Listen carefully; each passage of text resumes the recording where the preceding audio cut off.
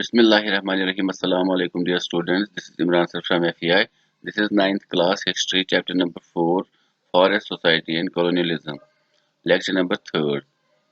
इससे पहले हमने बात की थी फॉरेस्ट पीपल के बारे में, किस तरह से वो अपना सारा कुछ जो लिवलीहुड वगैरह है हासिल करते थे फॉरेस्ट से ही, और वहीं पर वो रहते भी थे। लेकिन जब कॉलोनियल गवर्नमेंट बनी तो उन्होंने बहुत सारे फॉरेस्ट लॉज वगैरह इंट्रोड्यूस किए, जिससे कि जो फॉरेस्ट पीपल थे उनको काफ़ी ज़्यादा प्रॉब्लम्स का सामना करना पड़ा।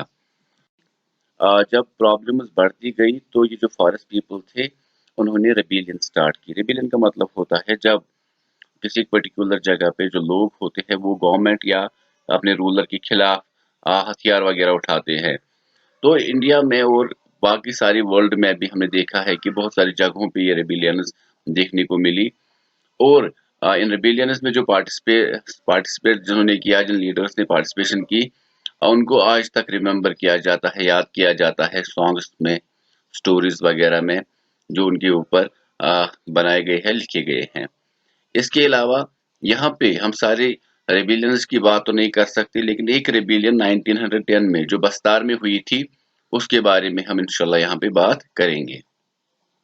तो सबसे पहले देखते हैं ये बस्तार कहाँ पे वाक़ा है। यहाँ पे मैंने इंडिया का मैप दिया है। तो इंडिया में एक स्टेट आती है जिसका नाम है छत्तीसगढ़। अब उसी स्टेट को हमने यहाँ पे जूम किया है। रायपुर उसकी कैपिटल है, जिसकी लोकेशन यहाँ पे है। और इसके अलावा बस्तार की बात करें तो यहाँ पर उसकी लोकेशन है, जो कि काफी एक बहुत बड़ा फॉरेस्ट एरिया यहाँ पे पाया जाता है। इसके नॉर्थ में जो है छत्तीसगढ़ प्लेटू है, और साउथ में गोदावरी प्लेन्स। इसके बॉर्डर्स 3 स्टेट से मिलते हैं बस्तार के, उड़ीसा, आंध्र प्रदेश और यहाँ से महाराष्ट्र। इसके अलावा जो बस्तार के लोग हैं, जैसे मैंने पहले कहा छत्तीसगढ़ में ये वाक़ा है, आंध्र प्रदेश, उड़ीसा और महाराष्ट्र के साथ बॉर्डर्स मिलते हैं। सेंट्रल प्लेटूज के नॉर्थ में छत्तीसगढ़ प्लेन्स, इसके अलावा साउथ गोदावरी प्लेन्स है साउथ में। अगर हम देखें यहाँ के जो लोग हैं अलग अलग भाषाओं का इस्तेमाल करते हैं, ज़बानों का इस्तेमाल करते हैं, लेकिन अगर दूसरी तरफ देखिए उनके कस्टम्स वगैरह भी, बिलीफ्स भी डिफरेंट है। जो बस्तार में रहने वाली जो ट्राइबल कम्युनिटीज है उनमें मारिया एंड मुरिया गौंड्स है, दूरवाज और बतराज है, इसके अलावा हलबाज। तो ये सारे लोग अलग अलग इलाकों में बस्तार के फॉरेस्ट्स में रहते आए हैं बहुत पहले से ही। इसके अलावा यहाँ पे जो बस्तार के लोग हैं वो उनका मानना है कि ये जो लैंड वगैरह या जो रिसोर्सेज हमें, नेचुरल रिसोर्सेज मिले हैं, ये हमें धरती माँ ने, अर्थ ने दिए हैं, तो रिटर्न में हमें इसको कुछ ऑफरिंग्स या गिफ्ट्स वगैरह देने होंगे। इसके लिए ये फेस्टिवल्स वगैरह में ऑफरिंग्स वगैरह देते हैं। इसके अलावा अगर हम देखें जो ये नेचुरल रिसोर्स जैसे कि फॉरेस्ट है, रिवर्स वगैरह है, इनको ये काफी हद तक रेस्पेक्ट वगैरह करते हैं। तो इन लोगों को जो ये अलग अलग विलेजेस में रहते हैं उनको पता होता है कि एक पर्टिकुलर विलेज के बॉर्डर्स कहाँ तक है।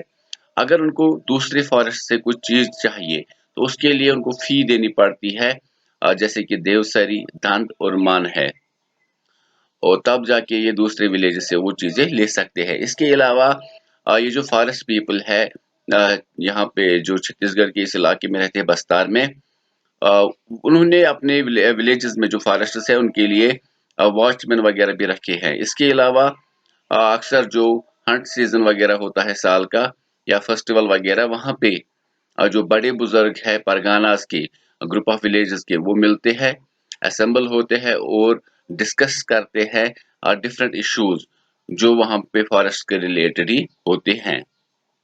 लेकिन पूरी तरह से हम देखें उन्होंने लॉज वगैरह बनाने शुरू किए तो लोगों के बीच फियर, जो खौफ वगैरह है, एंग्जाइटी वगैरह है, वो बढ़ने लगी। अगर बस्तार में देखें 1905 में जो कॉलोनियल गवर्नमेंट है उन्होंने 2/3 फॉरेस्ट एरिया को रिजर्व्ड फॉरेस्ट के अंडर में यहाँ पे रखा। जैसे कि पिछली बार भी हमने डिस्कस किया था, इंडियन फॉरेस्ट डिपार्टमेंट ने इंडियन फॉरेस्ट्स को 3 हिस्सों में डिवाइड किया था: reserved forests, protected forests and village forests. अब ये रिजर्व फॉरेस्ट जो थे इनमें लोगों को जब तक परमिशन नहीं मिलती थी तब तक वो उन फॉरेस्ट्स में नहीं जा सकते थे।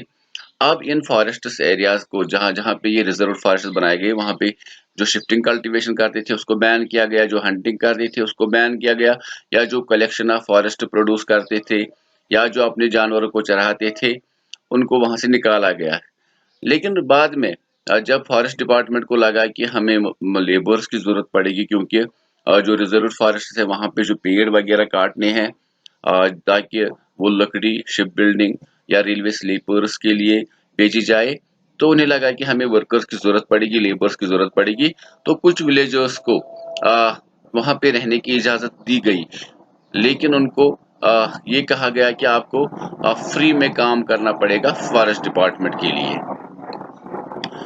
और इसके अलावा बहुत सारी प्रॉब्लम्स फेस कर रहे थे ये विलेजर्स, क्योंकि अगर हम देखें जब ये फ्री में काम करते थे तब भी प्रॉब्लम थी। ये मतलब बहुत सारे लोग जो इन फॉरेस्ट रिजर्व फॉरेस्ट के बाहर थे वो इन फॉरेस्ट में अब नहीं आ सकते थे। उन्होंने क्या किया, उन्होंने विलेज काउंसिल्स वगैरह बिठाई, उन्होंने बाजार फेस्टिवल्स वगैरह में मीटिंग्स वगैरह अरेंज की कि हम कैसे इस कॉलोनियल गवर्नमेंट के खिलाफ लड़ सकेंगे, ताकि क्योंकि अगर हम देखें ये जो फॉरेस्ट था ये उनका हैबिटेट था इन ट्राइबल लोगों का। लेकिन जब इनको लगा कि अब इन्होंने रिजर्व फॉरेस्ट बनाए हैं, अब ये हमें यहाँ पे एंटर होने नहीं दे रहे हैं, तो इन लोगों ने रेबिलियन के बारे में सोचा। तो इसकी शुरुआत शुरुआत दुर्वाज ने की, जो कि दुर्वा एक कम्युनिटी रहती थी कांगर फॉरेस्ट में, जो कि इसी ये जो बस्तार रीजन था, बस्तार में ही ये फॉरेस्ट रीजन था कांगर। उनकी जो ट्राइब थी दूरवाज, वहां पे जो रह रहे थे, उन्होंने शुरुआत की। उनके बहुत सारे लीडर्स थे, लेकिन उनमें सबसे ज्यादा फेमस जो था वो था गुंडाधर। तो बहुत सारे विलेजर्स को कहा गया, या जो आसपास के नेबरिंग विलेजेस थे उनको कहा गया कि आप कुछ ना कुछ कंट्रीब्यूट करो इस रेबिलियन के लिए। कुछ लोग उन्हें लंप ऑफ अर्थ वगैरह मतलब यहाँ पे जमा करवाई, चिली पाउडर, एरोज, या इसके अलावा जो मतलब लकड़ी होती है ना ये आम की, जिससे डंडे वगैरह बनाए जाते हैं ताकि वो ब्रिटिशर्स के खिलाफ आवाज उठा सके या उनके खिलाफ लड़ सके। तो उसके बाद क्या किया गया, बाजार लूटे गए, ऑफिशियल्स के जो हाउसेस वगैरह थे, या इसके अलावा ट्रेडर्स, स्कूल्स, पुलिस स्टेशन, या तो उनको जला दिया गया या उनको लूटा गया। उसके बाद ब्रिटिश गवर्नमेंट एक्शन में आई, तो उन्होंने कहा कि हम सप्रेस करना चाहते हैं इन रिवोल्ट्स वगैरह को या इस रेबिलियन को जो बस्तार फॉरेस्ट में शुरू हुई।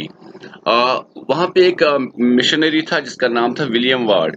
वो कहते हैं कि मैंने देखा बस्तार के तमाम इलाकों से जो policeman, merchants, forest pioneers, school masters या इमिग्रेंट्स वगैरह थे, वो चारों तरफ से मतलब भाग कर आए जगदलपुर की तरफ, क्योंकि उनको अब डर महसूस हुआ कि ये जो ट्राइबल्स है ये हमें छोड़ेंगे नहीं। उसके बाद जब ब्रिटिश गवर्नमेंट ने इस रेबिलियन को सप्रेस करने के बारे में एक्शन लेना शुरू किया, तो 3 महीने उनको लगे। तो बहुत सारी जगहों पे इन ट्राइबल्स के जो हेड थे उन्होंने ब्रिटिशर्स को कहा था कि हम बातचीत से मसला हल करेंगे, लेकिन ब्रिटिशर्स ने क्या किया, उन्होंने इनके गांवों को चारों तरफ से घेरा और वहां पे आग लगा दी। तो इस तरह से इन्होंने ये प्रॉब्लम तो क्रिएट की, लेकिन गुंडाधर को ये तब भी पकड़ नहीं पाए।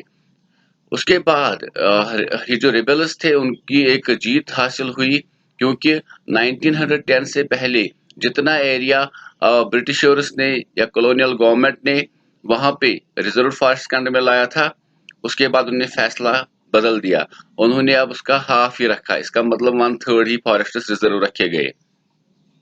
और इंडिपेंडेंस के बाद भी हम देखते हैं कि ऐसी सिचुएशन देखने को मिलती है जब भी किसी जगह पे माइनिंग के लिए किसी फॉरेस्ट एरिया को किसी इंडस्ट्रियल या किसी कंपनी को दिया जाता है, या किसी जगह पे डैम बनाना होता है, जैसे कि एग्जांपल है नर्मदा ये डैम।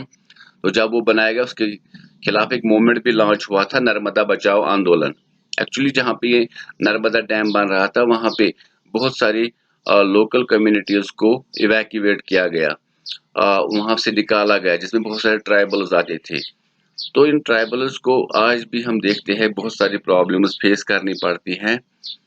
इसके अलावा इंशाल्लाह आगे हम एशिया में ही एक और कंट्री की तरफ बढ़ेंगे जिसका नाम है इंडोनेशिया।